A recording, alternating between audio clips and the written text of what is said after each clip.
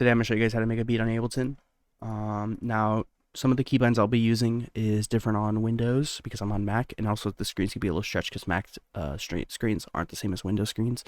But it's, generally everything's the same thing. If I'm using Command, it's Control on Mac, so that's all you got. Sorry, if I'm using Command, it's Control on Windows, so that's all you gotta know. The first thing you're gonna do when you open up Ableton is you're probably gonna see this.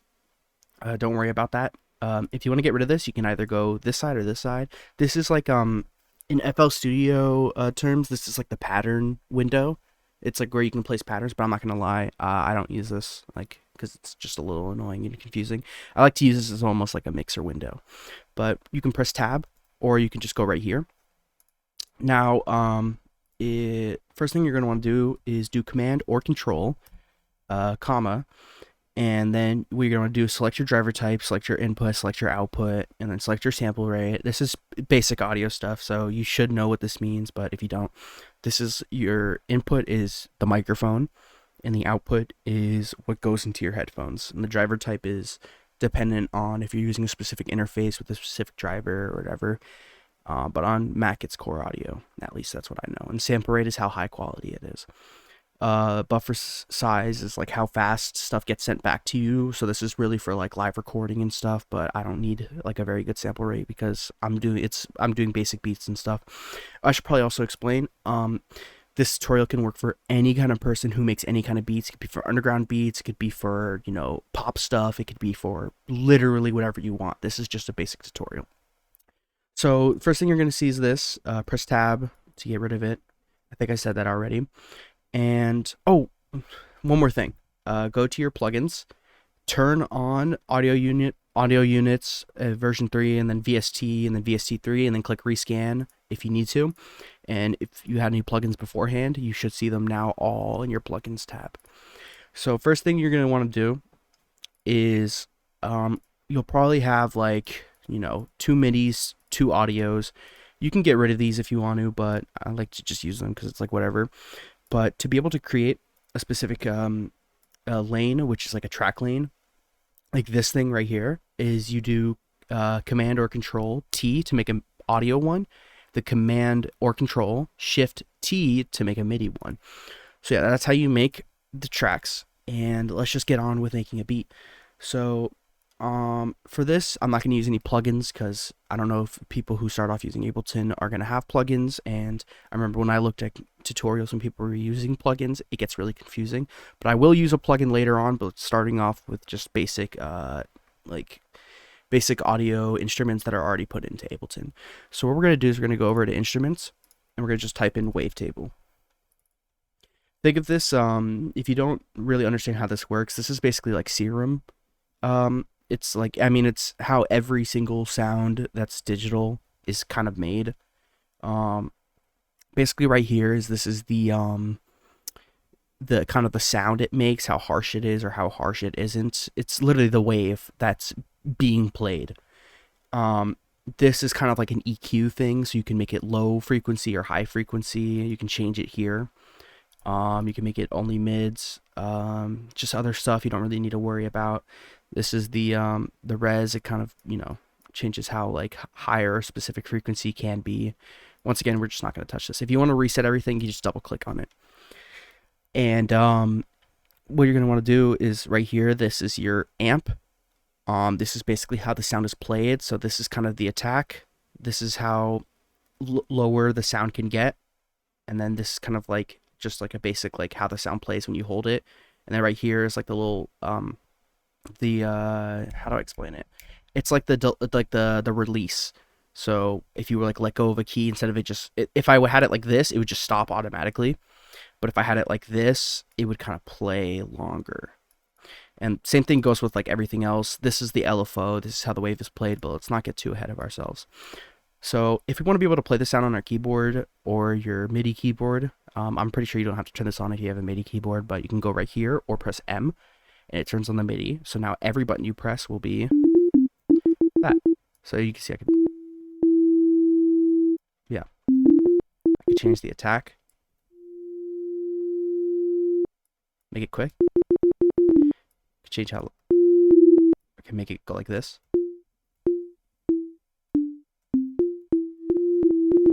yeah, we're just gonna do basic plucks. And right over here, you can change how the specific sine wave sounds. Like right here, I can, you know, make it sound more digital, like a kind of like a retro thing, or you can keep it basic sine wave. Right here, you can change on whether multiple keys can be played. So right now, I could play multiple keys, but if I want it to be mono, click on that. Now it's mono, and I can change the glide. So if I were to have it like this, as you can see, I can only play one key. But if I turn on the glide, let's say like 191, I could go press one key, then press another.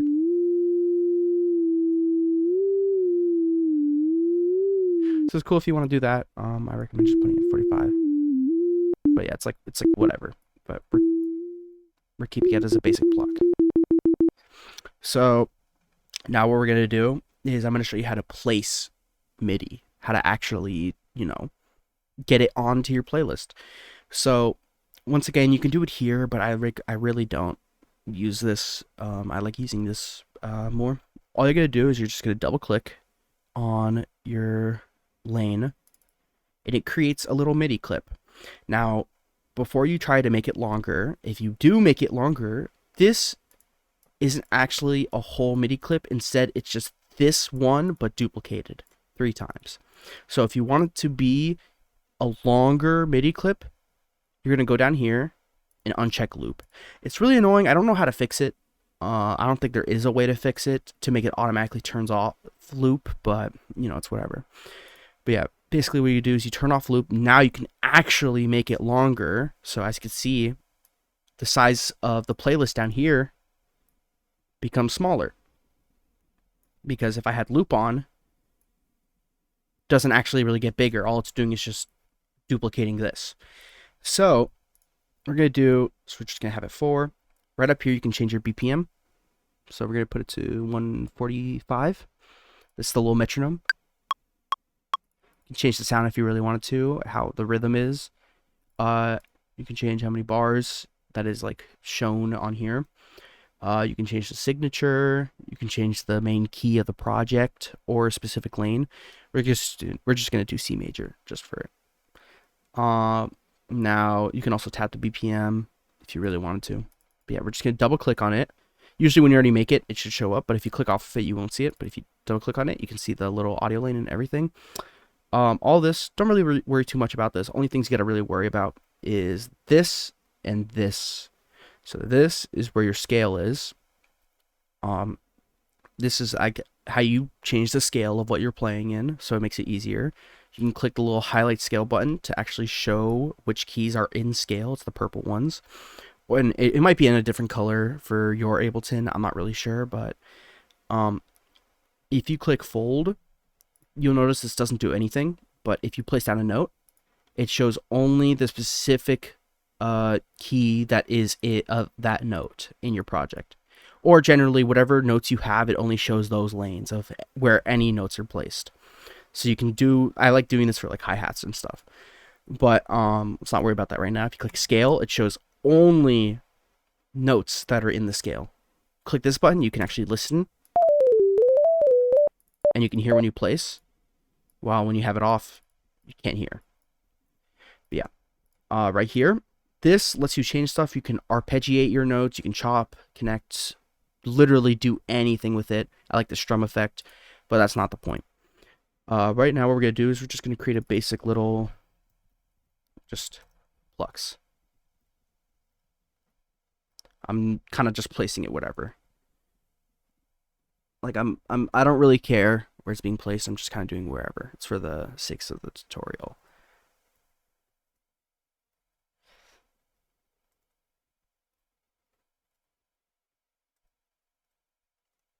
It's probably gonna sound terrible, but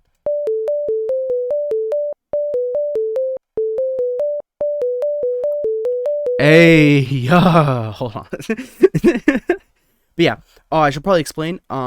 If you do want to edit your specific like instrument that you're using or plugin, if you want to go back to it, I know you might be able to see the MIDI, but if you really want to, you can double click on here and you can actually see it. now that's how you basically just place a clip. That's how you do a clip. That's how you put it in your playlist. So now we have it here. Oh, I should probably explain. When you first start off, it's probably gonna look like this. You're probably gonna have this where you can just place it like, geez, like a pen. If you want to fix that, what you can do is press B, and you'll have your mouse. But yeah, all you're gonna have to do now is wait. Let me make sure this is yeah. Okay, I'm just making sure it's recording. So if you want to duplicate it, you just do Control or Command D, play it, and if you want to turn off a specific clip, press 0, and it turns it off. So that's how you move around the stuff. Now I would go over the audio, but the audio is literally just like find a sound you like they're not seeing the most important. Find a random sound, just throw it in there. Ooh, hold on. But yeah, if you want to do that, it's that. But if you want to be able to edit it, you can do that. So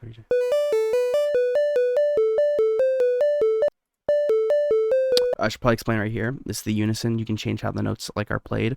So it's playing like a chorus. If you want to play in like a chorus, you can do like classic, and then just shows how many voices you want, which is how many notes are being played in a single note.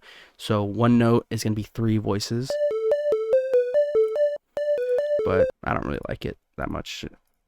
Yeah, that's it. Now I'm gonna show you how to use plugins, because plugins are the more confusing parts of it. When I first started off, I was super confused on how to do it, but it's really not that hard. So for the sakes of this, we're just going to use Serum. All you do is just take it, and you can double click on it, or you can drag it to the specific lane you want it to be in, or drag it down there, as long as you're selecting the lane, because if you do it like here, and you're like, oh, you double click, now this is going to get replaced. Now everything's gone. But yeah, I'm just going to go Serum 2. Now, as you can see, it opens it up. Now, if you click out of it to actually, like, do stuff with it, you're going to realize, like, wait a minute, what is this? What am I seeing right here? How do I open this up? This is a little confusing, but it shouldn't be, because there's a very basic explanation of what it is. Think of this almost like a, how do I explain it? Like, on like a DJ table or whatever, where they have like their vinyl spinning and they have a bunch of different buttons and turning stuff for certain effects. Think of that like this just lets you change certain effects and the value of it. So obviously with Serum there's nothing that I can actually choose, but let's say if I was using like what, actually just for this I'll get KHS, let's get like a reverb or whatever, right? That was the wrong one. Reverb. Right? Now you see down here, I can change specific stuff. So if I want to change the size, I can actually move it. As you can see. And you can do certain stuff like, turning it this side changes the size. Turning it up and down changes the width. So it's just like a little cool thing if you want to do some like live kind of like different like live effects and stuff, but most of the time you don't really need it. It's kind of nice that you don't want to open up the plugin, you just want to quickly change certain stuff. So if you want to actually open up your VST, all you're gonna have to do is just click this little wrench, and that's it. And you can click this to show different certain stuff or whatever. You don't really need to worry about it. And if you want to turn off a specific plugin in your lane, you just click this little button, and then it turns off. But yeah, this is how you open it. I'll just pick like, I don't know, random sound. Whoa. Jeez. Oh my gosh. Okay. Okay, maybe we're not using that sound. Oh my gosh, my CPU. Oh, my PC. Okay. Well, yeah. Same idea. That's how you place the clips and stuff. Now I'm gonna give you a little tip. If you hate how small this piano roll is, what you can do is do at least, I'm not really sure what this is on Windows, but if I had to guess, it would probably be Control Alt. But on Mac, it's Command Option E. You can make this bigger. And if you use Option or Alt on Mac, you can scroll to change the size of it. So now we actually see way more, and we have an actual piano roll. Now, to move notes up or down an octave, you could do Shift, up, down. Moves it through different octaves. Normal things, normal arrow keys, just move it. Yeah, just do like, I don't know. Some, oh. Okay. Yeah, that's how you just...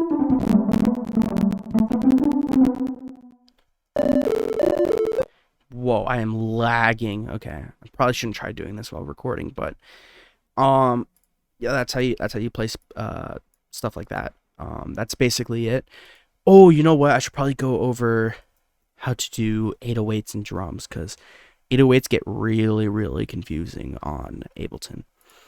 To do 808s, obviously, you're gonna grab your 808. So we'll just find this one right here, put it in. And if you want to make this bigger for you, you can go down here. You can change the size of it by just moving your up and down on your mouse. You just got to click on it though.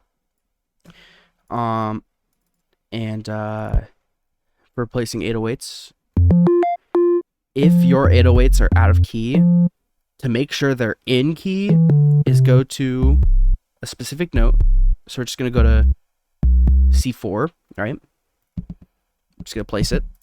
What we're going to do is we're going to go over to audio effects. We're going to look up tuner. Now what we're going to do is, you remember it was on C4. We're going to play this, and if it is in key, it should show up as C. Okay, and that happens sometimes. I don't know why. So yeah, it's in key. It's playing C, so that's good. Now let's just find like a random 808 that's probably not in key. Let's just get like, I don't know. Let's grab this. Isn't that just the... Yeah, that's in key. Let's grab this. Damn. Is there one that's not? I think these are all in key. Let's just go to...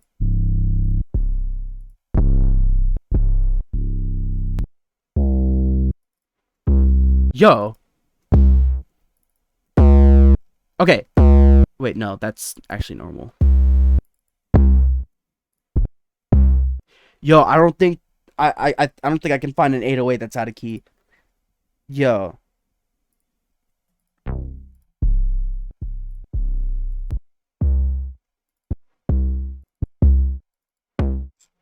Bro. Oh my gosh. I can't find one single 808 that's out of key. Okay, found one that's out of key. So as you can see, we're playing this C4, yet showing up D, right? That's not right. So if you want to be able to fix the key of it, first of all, this is how you should generally do your 808s, is go over to one shot and click gate. You can do trigger, but how trigger works is I have my MIDI on, so I'm playing it. So if I just play it once, I just tapped it, it plays throughout full. And if I switch it to gate, I actually have to hold it down. So it's like a good setting. So yeah, if you want to make sure it's in key, all you got to do is go to transpose, and you can use your arrows up and down keys for this because it's a little sensitive, but just move it down so you get the right key. Now it's in key. Yeah, that's how you do 808s.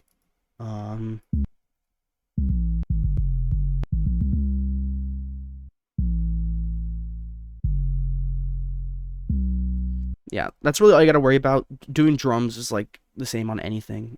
It's just how you use Ableton.